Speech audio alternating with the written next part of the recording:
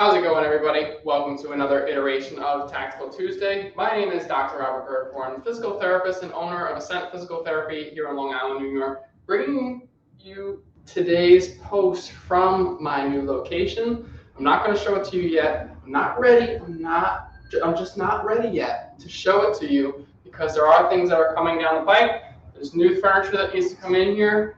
There's new things that need to be set up. So I'm not going to show it to you yet. This is my back wall. So this will be the treatment area. It will be something that is going to be beneficial to not only the business, but also to the bigger community, because I do have a single location instead of just coming to you in your home. But if you do need me to come to your home, I'm still keeping that as an option available to you. It is something that I still wanted to keep in my business because it does help people still get the help and the therapy that they need, regardless of whether they can still get to me in the clinic or if I need to come to them, whether their schedule permits or if it's something as far as distance or travel goes. So, I'm here today and we're going to talk a little bit further about stretching and how it may not be serving you.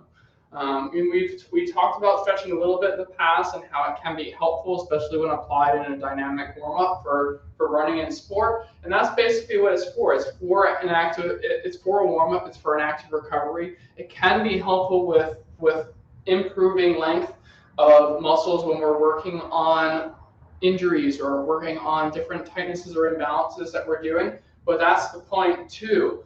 If you're dealing with continued tightness, if you're dealing with things for long periods of time and you're not finding a fix for it, you may be dealing with something other than just the tightness. There may be some kind of muscular imbalance where you're missing strength or the way you're moving is not appropriate. And that is something that does need to be addressed. So today we're going to talk a little bit how those who talk more about stretching and less about strength training in regards to how their health and how they move is appropriate. As we go through activity and as we go through our sports, if we are athletes, we can have issues if we're missing some key components. I may have spoken in the past, and I know I have, about Albert Meal's hierarchy of athletic development. It is something that I do follow pretty regularly. I do tend to go back with, but I'm able to individualize it for everybody that I see. And you do need to have a specific flexibility and mobility in certain muscles. And those are important, especially when we're working on flexibility of our muscles. Mobility is more for our joints. It is something that we need to be able to have as well, but we do need to have strength. And strength is more important than flexibility. And it is something that is becoming more and more prevalent within research. They were showing that at some point within the research, they tested a significant population of people, and they were able to find that strength training itself, when you took stretching out completely, was 60% more beneficial than if you did stretching and strength training. When you use the same amount of time and someone just did strength training for that same amount of time that someone was stretching and doing strength training won out completely. Compared to those who are just stretching, especially, and also compared to those who are doing both. So doing stretching, even if you took it completely out, is better because as you're doing your strength work, as you're doing your activity, you should be moving through a full range of motion. So you should be getting a full amount of length out of the muscles that you're working, and you should be able to get a full amount of motion out of the joints that you're using as well. So it is something that is important as far as stretching goes, but it's not necessarily the end-all be-all. So you can, if you're tight for time, cut stretching out and not have to worry about it, and you do need to worry about more of the strength component. So my athletes out there, my runners, my triathletes, my cyclists, my swimmers, if you can take out swimming and your foam rolling, you can do that for a day. If you did the appropriate mobility work for your joints and move them throughout a range to work on how well you move rather than how much work you're actually able to do in your workouts, it will be better for you in the long run. The quality of our movement is always better than the quantity. So the quantity of time that you're spending stretching or the quantity of time that you're spending rolling out could be probably better used for a shorter period of time doing the appropriate mobility work and also doing the appropriate strength work for your joints and the strength work for your muscles in order to make sure that you can move through the full range that you can and doing it through full strength that you can.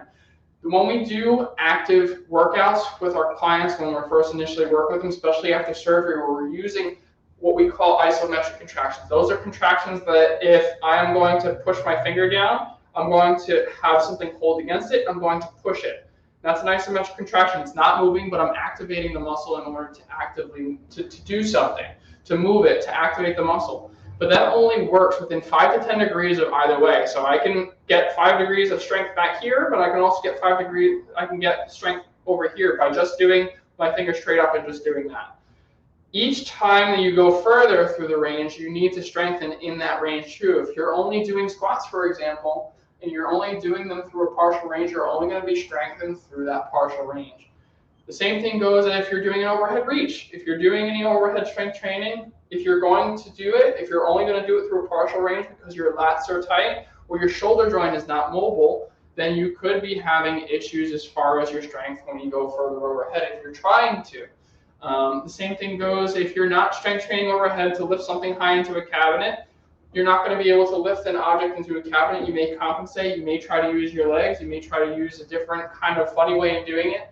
The way that our body works is that it uses whatever way possible in order to complete the task. You tell your body that you want it to put something up into a cabinet, you're going to find any way that you can do it in order to get it up there, if you're able to get it there. The other component is that the strength training that you need to do needs to be specific to what you're training for. So if you are a runner, it does need to be specified to different aspects of your running cycle. Same thing that goes for cycling. You need to make sure that you're getting the appropriate strengthening for your cycling as well. If you're doing just regular daily activities, if you're gardening, if you're lifting your kids from the floor, if you're doing those daily basic things that we do day in, day out, your body needs to be able to tolerate it. If you're not doing it on a regular basis and you feel like you're struggling already, so if you're a mom at home right now and you're struggling to pick up your kid, the kid's not going to get any lighter. So being able to bend down and pick up your kid with the appropriate mechanics, the appropriate amount of resistance, and be able to do it repetitively with good mechanics is what you need to make sure that you're doing and strengthening throughout. It's not something that you can let go. It is something that does need to be done, and it is something that should be done throughout the rest of your life so that you're able to get off the toilet when you get older, so that you're able to get in and out of a chair when you get older as well. So these are all simple things that we don't think about that, if we look at our parents and grandparents and we start seeing that they're having trouble getting in and out of chairs, walking in a straight line, doing things. If you don't practice it, you will lose it. And that does follow that term and that quotation very well. If you don't lose it, you lose it. So practicing your skills and practicing it within a resistance component, whether that is kind of doing it against resistance or doing it repetitively through good mechanics, is a good start to get going. If there are more specific questions you have about doing specific things during your day or making sure that you have the appropriate mobility or form, see a doctor of physical therapy. Doctors of physical therapy are highly trained in order to get you the appropriate movement that you need, and making sure that you have the appropriate mechanics so that you're able to function the way you need to throughout your life. I hope this was beneficial for you. I hope it was something that helped made you think at least and question what you do. If you're doing something and you've been doing it for years and years, why are you doing it for years and years? Because you should always be either leveling up or trying to change and adjust to something that's more beneficial for you. Nothing ever stays the same. Everything's always changing as far as the knowledge that we have and the techniques that we need to do in order to improve. Whether you are someone who works in a sport, has a labor-intensive job, or someone who is just trying to get through the day. It's something that is very important. It is something that I hold to heart, and something I hate to see is someone who is either my age and can't pick up something from the ground that is relatively easy to do, or something that they have issues with, even just walking. Watching somebody walk and having a number of issues when they walk is something that I always try to address. It's always the simple things first, and you get more complex as you go. If you are having trouble, if this does speak to you, and you know somebody who can benefit from this, please share it out to them. I'd be more than happy to have this shared out to anybody that could need this. If you are dealing with anything specifically for yourself, please feel free. You have my number up above. You have my email contacts. You can contact me through Facebook as well. I'd be more than happy to speak with you about what you've been dealing with. Even if you don't end up working with me, I'd be more than happy to help you work this out, work through it. Even if it is just having a little bit of a chat on the phone.